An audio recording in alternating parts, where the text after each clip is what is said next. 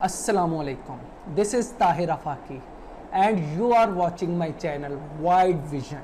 हमारा आज का मौजू है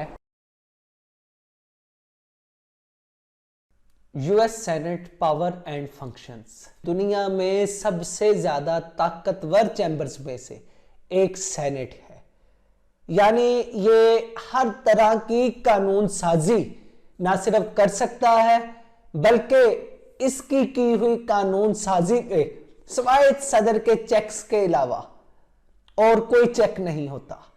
यानी इनकी कानून साजी को कोई भी अथॉरिटी चैलेंज नहीं कर सकती। तो यूं अगर हम देखें, अमेरिका का जो है यूएस कॉन्स्टिट्यूशन, उसका article 1 is about the US Congress. According to US constitution all the legislative powers fall in US Congress.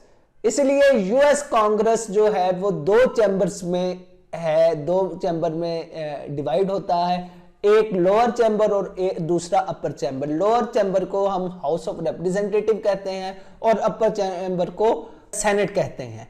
तो यो सेनेट जो है वो हाउस ऑफ रिप्रेजेंटेटिव से ज्यादा पावर का हामिल है। ये दोनों असल में कानून साज इदारे हैं, लेकिन सेनेट में ज्यादा एक्सपीरियंस्ड और ज्यादा सुलझे हुए लोग बैठते हैं, ज्यादा सुलझे हुए पॉलिटिशियंस, उनका तजर्बा भी ज्यादा होता है। इस लिहाज से सेनेट जो है ज्यादा अहमियत का हामिल है। फिर अगर हम देखें यूएस सेनेट के जो है जस्ट 100 मेंबर्स हैं, टोटल 50 स्टेट में से दो मेंबर्स आते हैं और 100 मेंबर्स हैं। तो इस लिहाज से अगर हम देखें दुनिया के बाकी चैम्बर्स की निस्बत यहां पर लोगों की तादाद कम है, लेकिन यहां हर स्टेट से सीजन्ड पर्सन्स आते हैं जो कि कानून साजी में निहायत अहम किरदार अदा करते हैं। कोई भी सेनेटर वो कैसे सेनेटर बन सकता है, उसके लिए जरूरी है कि नंबर एक वो यूएस सिटीजन हो और फिर बाय बर्थ वो उस स्टेट का हो, उस स्टेट का जिस स्टेट से उसने मुंतखब होकर आना है उस स्टेट का रिहायशी हो, उस स्टेट का मेंबर हो। और फिर ये है कि कम अज कम ये यूएस में 9 साल रहा हो, रिहाइश पजीर रहा हो और इसकी उम्र कम अज कम 30 साल होनी चाहिए। और फिर ये कि इसका ताल्लुक किसी भी प्रॉफिटेबल ऑर्गेनाइजेशन के साथ ना हो। मतलब कोई भी ऐसा इंसान यूएस सेनेट का मेंबर नहीं बन सकता जिसका ताल्लुक किसी ऐसे इदारे से हो जिससे उसके बतौर सेनेटर होने से डायरेक्ट फायदा उसे उसके इदारे को पहुंच रहा हो। तो ऐसे किसी भी प्रॉफिटेबल ऑर्गेनाइजेशन का मेंबर नहीं होना चाहिए। तो यूएस सेनेटर ये 6 साल के लिए मुंतखब होता है। इसकी ड्यूरेशन हाउस ऑफ रिप्रेजेंटेटिव और सदर की भी ड्यूरेशन से ज़्यादा है। हाउस ऑफ रिप्रेजेंटेटिव के लोग सिर्फ 2 साल के लिए मुंतखब होते हैं, सदर 4 साल के लिए और ये 6 साल के लिए मुंतखब होते हैं। और हर 2 साल बाद इनके 1/3 मेंबर्स रिटायर्ड हो जाते हैं, यानी उनका टेन्योर ख़त्म हो जाता है। यूँ हर 2 साल बाद इनके इलेक्शंस होते हैं।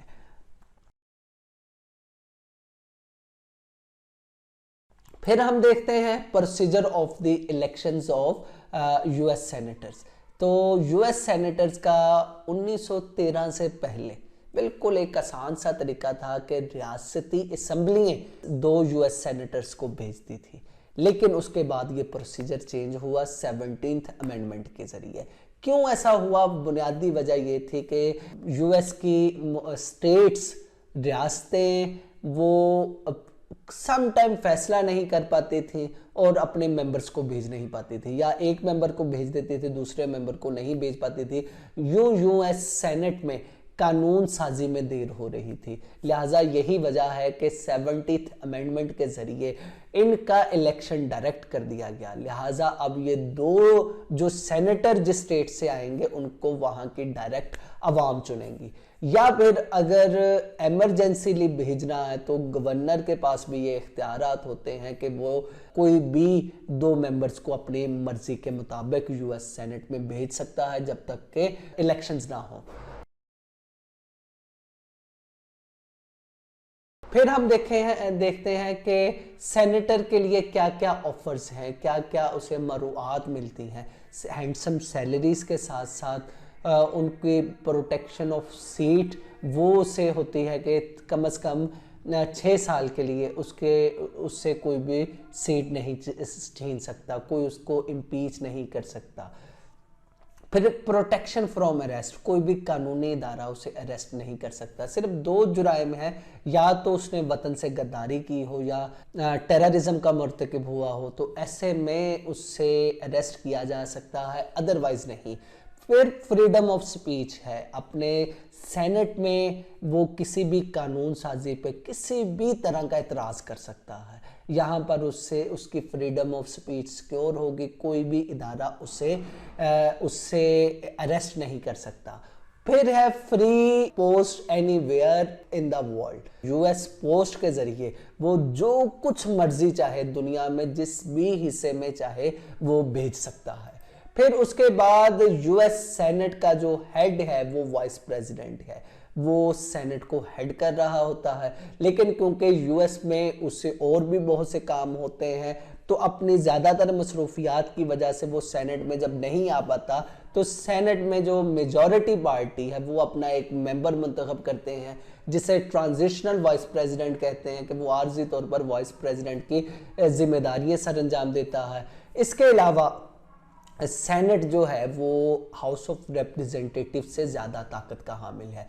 कॉन्स्टिट्यूशनली तो ये इदारे इक्वल पावर के हामिल हैं, लेकिन टेक्निकली यूएस सेनेट वो ज़्यादा पावरफुल है। सेनेट दुनिया का मोस्ट पावरफुल चैम्बर है, इसके पास कानून साजी के तमाम तरह के इख्तियारात मौजूद हैं। कोई भी कानून अगर हाउस ऑफ रिप्रेजेंटेटिव से भी आता है तो हतमी मंजूरी वो ज़रूरी है कि यहाँ से ही होगी। फाइनेंस बिल में वो ज़्यादातर इसकी पावर्स जो हैं वो ज़्यादा हैं, जो जितने भी फाइनेंस बिल हैं उनकी मंजूरी सेनेट से ज़रूरी है। फिर अगर हम देखें, सेनेट ना सिर्फ लेजिस्लेटिव पावर रखती है बल्कि इसके साथ साथ इसके पास एग्जेक्टिव पावर्स भी हैं। सदन ने जितनी भी बड़ी अपॉइंटमेंट्स करनी होती हैं उनकी जो है अप्रूवल वो सेनेट से लेना ज़रूरी है। फिर जितने भी सदन ने ट्रीटीज़ करने होते हैं, दूसरे ममालिक के साथ मुआहदे करने होते हैं, उसके लिए भी ज़रूरी है कि वो जो है सेनेट से इस मंजूरी ले। सेनेट से अगर मंजूरी नहीं लेते तो सेनेट चाहे तो कोई भी जो ट्रीटीज़ है, कोई भी मुआहदा उसे कल अदम करार दे सकता है। इसकी मिसाल हमारे पास बड़ी वाज़िया है कि जब लीग ऑफ नेशंस बनी तो लीग ऑफ नेशंस असल में सदर वुडरो विल्सन के 14 पॉइंट्स की बेस पर वजूद में आई थी। तो इस लिहाज से अमेरिका का रोल बहुत अहम था और अमेरिकन प्रेसिडेंट चाहता भी था कि इसका मेंबर बना जाए, फाउंडिंग मेंबर बना जाए और इसे लीड किया जाए, लेकिन यूएस सेनेट ने अप्रूवल नहीं दी। यूं लीग ऑफ नेशन दुनिया का अहम इदारा, यूएस उसका कभी भी मेंबर नहीं बन पाया। इसके साथ साथ जितने भी एम्बेसडर्स हैं उनकी भी अप्रूवल लेना जो है वो ज़रूरी है। फिर इसके पास वॉच डॉग की पावर्स मौजूद हैं, यानी जितने भी यूएस एग्जेक्टिव डिसीजंस होते हैं उनमें किसी पे भी ये उसे चेक कर सकता है जो कि अमेरिकन इंटरेस्ट के ख़िलाफ़ हो। तो यूँ अगर हम कहें कि अमेरिकन प्रेसिडेंट से भी ज़्यादा पावरफुल होती है यूएस सेनेट समटाइम इसके पास पावर्स बहुत ज़्यादा बढ़ जाती हैं, इसलिए इसे दुनिया का मोस्ट पावरफुल चैम्बर कहा जाता है। फिर सेनेट के पास जुडिशल पावर्स भी होती हैं, जितने भी हायर ऑफिशियल्स जो हैं उनकी अगर इम्पीचमेंट करनी हो, इवन प्रेसिडेंट की भी इम्पीचमेंट करनी हो तो सेनेट में इम्पीचमेंट होती है। उसका तरीक़ेकार ये सिंपल है, उस तरीक़ेकार में ये है कि chief justice of supreme court वो इस सेशन को हेड करता है और 100 मेंबर्स जो हैं, सदर की इम्पीचमेंट का सेशन स्टार्ट होता है और इनकी वोटिंग के ज़रिए 2/3 मेजॉरिटी के ज़रिए सदर को इम्पीच किया जा सकता है। लेकिन अमेरिकी तारीख़ में अभी तक सदर को इम्पीच नहीं किया जा सका, यानी इम्पीचमेंट के ज़रिए उसे उसके ओहदे से बर्खास्त नहीं किया जा सका। इसके अलावा दूसरे अमेरिकन ऑफिशल्स उनको इम्पीच किया जाता रहता है सेनेट में, तो उसका ये प्रोसीजर बिल्कुल ये प्रोसीजर इसके मुताबिक चलता है। फिर अगर हम देखें, अमेरिकन सेनेट के पास पावर ऑफ अमेंडमेंट है, ये आइन में अमेंडमेंट कर सकती है। आइन में अमेंडमेंट के लिए ज़रूरी है कि हाउस ऑफ रिप्रेजेंटेटिव और सेनेट की 2/3 मेजॉरिटी उस अमेंडमेंट को पास करे, लेकिन उसके बाद 3/4 मेजॉरिटी जो है स्टेट्स की दरकार होती है, फिर यूएस कॉन्स्टिट्यूशन में अमेंडमेंट होती है। तो यूँ हम ये कह सकते हैं कि सेनेट सोलली या अकेले यूएस कॉन्स्टिट्यूशन में अमेंडमेंट नहीं कर सकती। ये पावर तकरीबन हर तरफ डिवाइड है। फिर अगर हम अदर पावर्स देखते हैं तो यूएस सेनेट जो है वो मुख्तलिफ रिसर्च कमेटीज़ बनाती है मुख्तलिफ डिपार्टमेंट्स के लिए, उनकी फंक्शनैलिटी को इन्हांस करने के लिए ये कमेटियाँ रिसर्च करती हैं। फिर का जो है वाइस प्रेसिडेंट अगर वो मुंतखब नहीं हो रहा तो ये अपने स्पेशल वोट से उनको मुंतखब कर सकती हैं। फिर नई स्टेट्स अगर वो यूएस में शामिल हो सकती हैं तो सेनेट ही उनको रेटिफाई करता है। इन पावर्स के लिहाज से देखा जाए यूएस सेनेट ये दुनिया का मोस्ट पावरफुल चैम्बर है। इसका अगर हम कंपैरिजन कर सकते हैं तो वो सिर्फ और सिर्फ बरतानिया का हाउस ऑफ कॉमन्स है जिसके पास इतनी पावर्स मौजूद हैं। बल्कि अगर हम कहें कि हाउस ऑफ कॉमन्स इससे ज़्यादा ताकतवर है, वो इसमें कोई मजायका नहीं होगा। लेकिन being a super power US senate जो है वो एंजॉय कर रही है most powerful legislature of the world.